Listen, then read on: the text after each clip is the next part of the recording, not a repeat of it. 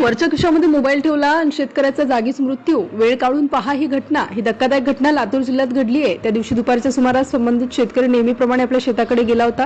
शेतात जाणं, पिकांची पाहणी करणं, आजूबाजूला फेरफटका मारणं हा त्याच्या रोजच्या दिनक्रमाचाच एक भाग होता. त्यामुळे तो घरातून बाहेर पडला तेव्हा कोणालाही काही वेगळं वाटलं नाही.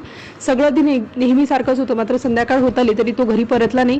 सुरुवातीला घरच्यांनी फारशी चिंता केली नाही. कदाचित शेतात काही काम असेल त्यामुळे उशीर झाला असेल असं त्यांना वाटलं. पण जसा जसा वेळ पुढे जाऊ लागला तसतशी कुटुंबियांची चिंता वाढू लागली. शेवटी घरच्यांनी त्यांच्या मोबाईलवर फोन करायला सुरुवात केली. एकदा फोन केला, पुन्हा फोन केला, वारंवार फोन केला, पण फोन उचलला जात नव्हता. आता मात्र घरच्यांच्या मनात वेगवेगळे प्रश्न निर्माण होऊ लागले. नेमकं काय झालं असेल, तो कुठे असेल, मोबाईल जवळ असून फोन का उचलत नाही, काही अडचण तर आली नसेल ना, अशा अनेक शंका कुटुंबियांच्या मनात येऊ लागल्या. शेवटी आणखी वेळ वाया घालवणं योग्य नाही असं ठरवून घरच्यांनी थेट शेताचा रस्ता धरला आणि या क्षणापासून या घटनेला एक वेगळं वळण मिळालं. कुटुंबीय शेतात पोहोचले. त्यांनी आजूबाजूला शोध घ्यायला सुरुवात केली. सुरुवातीला कुठेच काही दिसत नव्हतं. मात्र थोडं पुढे गेल्यानंतर त्यांना जे दिसलं ते पाहून सगळेच हादरले. शेतात तो व्यक्ती जमिनीवर पडलेला होता. हालचाल नव्हती, आवाजाला प्रतिसाद नव्हता. जवळ जाऊन पाहिल्यानंतर तो बेशुद्ध असल्याचं लक्षात आलं. घरच्यांनी त्याला उठवण्याचा प्रयत्न केला. आजूबाजूला लोकांना मदतीसाठी बोलावण्यात आलं. परिस्थिती गंभीर असल्याचं लक्षात येताच त्याला तातडीने रुग्णालयात नेण्याचा निर्णय घेण्यात आला. मात्र या सगळ्या घडामोडींमध्ये एक गोष्ट अत्यंत महत्त्वाची होती. तो व्यक्ती नेमका अशा अवस्थेत का पडला होता, त्याला अचानक काय झालं होतं, कोणताही आजार नव्हता, कोणतीही पूर्वसूचना नव्हती, मग अचानक अशी वेळ का आली. कुटुंबियांच्या या प्रश्नाचं उत्तर काही क्षणात समोर आलं. त्याच्या हातात विजेची जिवंत तार अडकलेली दिसली. हे दृश्य पाहताच उपस्थितांच्या अंगावर काटा आला. म्हणजेच हा प्रकार साधा अपघात नव्हता. शेतात असलेल्या विजेच्या धोकादायक परिस्थितीशी त्याचा संबंध असल्याचं स्पष्ट होऊ लागलं.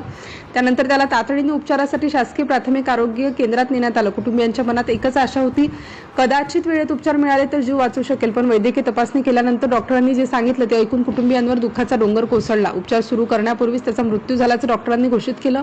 काही वेळापूर्वी अगदी नेहमीप्रमाणे शेतात गेलेली व्यक्ती आता या जगात नव्हती. एका कुटुंबाचा आधार अचानक हिरावला गेला होता.